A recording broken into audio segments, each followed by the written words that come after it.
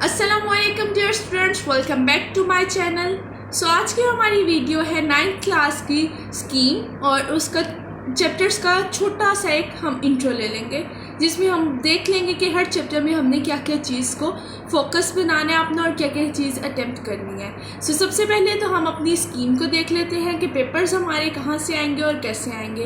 तो आप लोग का जो 9th क्लास का केमिस्ट्री का पेपर है वो टोटल 75 मार्क्स का होता है, जिसमें से 60 मार्क्स की आपकी थ्योरी आती है और 15 मार्क्स के आपके प्रैक्टिकल्स आते हैं।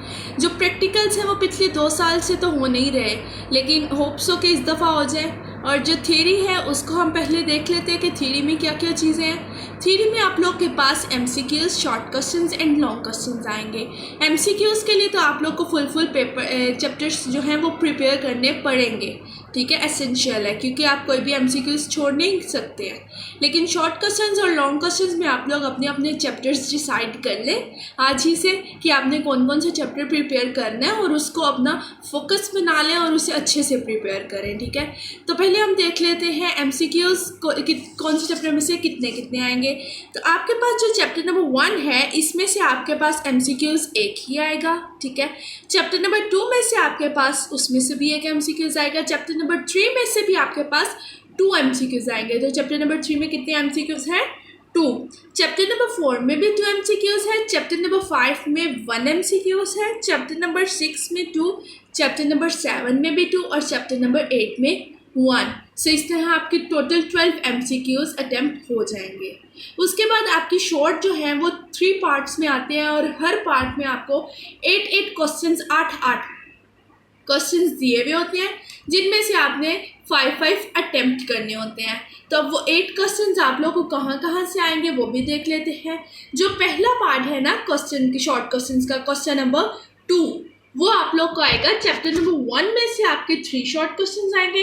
चैप्टर नंबर 2 में से आपके पास 2 शॉर्ट क्वेश्चंस आएंगे और चैप्टर नंबर 3 में से आपके पास आएंगे 3 शॉर्ट क्वेश्चंस। तो शॉर्ट क्वेश्चंस का फर्स्ट पार्ट जो है वो 1, 2 एंड 3 चैप्टर्स में से आएगा। चैप्टर नंबर 1 में से 3 शॉर्ट क्वेश्चंस, चैप्टर नंबर 2 में से 2 short questions and chapter number 3 में से 3 शॉर्ट क्वेश्चंस। तो मैं जो आपको प्रेफर करूँगी कि आप चैप्टर नंबर 1 और 3 को प्रिपेयर करें, लेकिन वो बच्चे जो सिर्फ 5 शॉर्ट क्वेश्चंस अटेम्प्ट करना चाहते हैं वो 1 और 2 प्रिपेयर करें। लेकिन जो बोर्ड में अच्छे मार्क्स लेना चाहते हैं वो अगर उन्होंने 5 कहे हैं तो आप 6 अटेम्प्ट करें, ताकि अगर आपका कोई एक गलत हो जाता है तो वो आपका वहाँ पर मतलब बैलेंस हो जाए, ठीक है। तो आप लोगों ने ऐसे अटेम्प्ट करने हैं। उसके बाद आप लोगों के पास सेकंड जो क्वेश्चन नंबर 3 है वो आपके पास आएगा चैप्टर नंबर 4, 5 एंड 6 में से। तो चैप्टर नंबर 4 में से आप लोग के पास 3 शॉर्ट क्वेश्चंस आएंगे, 5 में से आप लोग के पास 2 आएंगे एंड 6 में से आप लोग के पास 3 शॉर्ट क्वेश्चंस आएंगे। तो फिर मैं प्रेफर यही करूँगी कि आप लोग 4 एंड 6 को प्रिपेयर करें, जिन्होंने तो टॉप करना है या जिन्होंने अच्छे मार्क्स लेने हैं।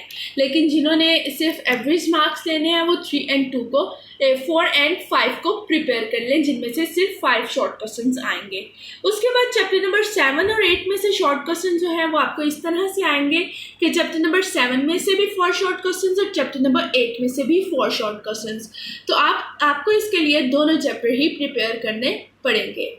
ओके स्टूडेंट्स, तो आप लोग ये सब कुछ अपनी अपनी बुक्स पर नोट डाउन कंटेंट पेज पर करते रहें, ताकि आप लोग जब पेपर की प्रिपरेशन या अपने कोर्स को स्टार्ट करें तो आपको इससे फ़ायदा हो, आप लोग को पता हो कि आपने कौन से चैप्टर में से क्या क्या अचीव करना है, ठीक है। मेरा आप लोग को स्कीम बताने का मकसद ही यही था, ताकि आप लोग अपनी स्कीम को अपने ध्यान में रखें और इसी से अपने पेपर्स की तैयारी करें। सो अब हम अपने लॉन्ग क्वेश्चंस को देख लेते हैं। लॉन्ग क्वेश्चंस में से आप लोग को 3 लॉन्ग क्वेश्चंस आएंगे, जिनमें से आपने 2 अटेम्प्ट करने होंगे। अब हर लॉन्ग क्वेश्चन के 2 पार्ट्स होंगे, जिनमें से एक पार्ट एक चैप्टर में से आएगा और एक पार्ट दूसरे चैप्टर में से आएगा। सो आपके पास जो पहला लॉन्ग क्वेश्चन है, जिसे क्वेश्चन नंबर 5 कहा गया है, उसके 2 पार्ट्स होंगे। Chapter number 1 and chapter number 2 में से आएंगे। चैप्टर नंबर 1 का A पार्ट होगा और A पार्ट के मार्क्स 5 होते हैं, और चैप्टर नंबर 2 का B पार्ट होगा और B पार्ट के मार्क्स 4 होते हैं, ठीक है। ऐसे आप लोगों के पास क्वेश्चन नंबर 6 आएगा, जो कि चैप्टर नंबर 4 एंड 5 में से आएगा। तो आप लोगों को चैप्टर नंबर 4 का ए पार्ट आएगा और चैप्टर नंबर 5 का बी पार्ट, और जब ए पार्ट के मार्क्स 5 होंगे और बी पार्ट के मार्क्स 4 होंगे। उसके बाद आप लोगों को चैप्टर नंबर 6 और 7 में से आएगा। इसमें थोड़ा सा डिफरेंट इस तरह से है कि चैप्टर नंबर 7 में से आप लोग को ए पार्ट आएगा और चैप्टर नंबर 6 में से आप लोग को बी पार्ट आएगा। तो 7 में से जो ए पार्ट है वो 5 मार्क्स का होगा और 6 में से जो बी पार्ट है वो 4 मार्क्स का होगा। ठीक है, आप लोग इसे काइंडली अपनी अपनी बुक्स पर नोट डाउन कर ले। मैं फिर से आप लोगों को कह रही हूँ ताकि आप लोगों के लिए फ़ायदा हो। उसके बाद हम लोग अपना छोटा सा इंट्रो ले लेते हैं हमारी बुक के अकॉर्डिंग। सो आप लोगों के पास टोटल 8 चैप्टर्स है। चैप्टर नंबर 5 जो है वो फंडामेंटल्स ऑफ केमिस्ट्री है, यानी हम इसमें बेसिक केमिस्ट्री पढ़ेंगे कि केमिस्ट्री में किसी भी केमिकल का जो empirical formula, molecular formula, elements कितने थे, ये सारी चीज़ें हम इस चैप्टर में पढ़ेंगे। उसके बाद आप लोगों के पास सेकंड चैप्टर जो है वो स्ट्रक्चर ऑफ एटम्स है कि एटम्स का स्ट्रक्चर कैसा होता है। तो एटम्स किन किन चीज़ों पर डिपेंड करते हैं, एटम्स के सब एटॉमिक पार्टिकल्स कौन कौन से होते हैं, ये सारी चीज़ें हम अपने चैप्टर नंबर 2 में डिस्कस करेंगे। चैप्टर नंबर 3 जो है वो पीरियोडिक टेबल एंड पीरियोडिसिटी है। तो पीरियोडिक टेबल में हम हर एलिमेंट के एटॉमिक नंबर, एटॉमिक मास, हर चीज़ को डिस्कस करेंगे, फिर उसके ग्रुप्स और पीरियड्स को भी डिस्कस करेंगे। उसके बाद आप लोगों के पास चैप्टर नंबर 4 है स्ट्रक्चर ऑफ मॉलिक्यूल्स के मॉलिक्यूल्स का स्ट्रक्चर किस तरह से होता है। इसमें आपको इसकी बॉन्डिंग का पता चलेगा। हम लोग इसमें केमिकल बॉन्डिंग पढ़ेंगे, जिसमें हम लोग क्या पढ़ सकते हैं, covalent bonding, ionic bonding, coordinate bonding, hydrogen bonding, हम मेटालिक बॉन्डिंग। फिर बॉन्डिंग में जो मॉलिक्यूल्स 2 या 2 से ज़्यादा मिलते हैं तो इंटरमॉलिक्यूलर फोर्सेस को पढ़ेंगे।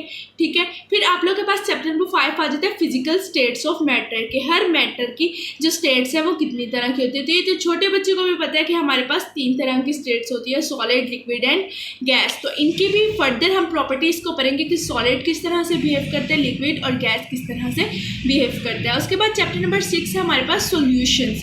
हम चैप्टर नंबर 6 में सॉल्यूशंस पढ़ेंगे कि कैसे 2 चीज़ें मिलती हैं और एक सॉल्यूशन बनाती हैं। अब सॉल्यूशन में मैं छोटा सा आपको बता दूं कि जो चीज़ हम कम क्वांटिटी में, लेस क्वांटिटी में यूज़ करेंगे उसको हम सोल्यूट कहते हैं, और जो चीज़ हम ज़्यादा क्वांटिटी में यूज़ करेंगे उसे हम सॉल्वेंट कहते हैं। ठीक है, तो आप लोग ये भी इसमें पढ़ेंगे।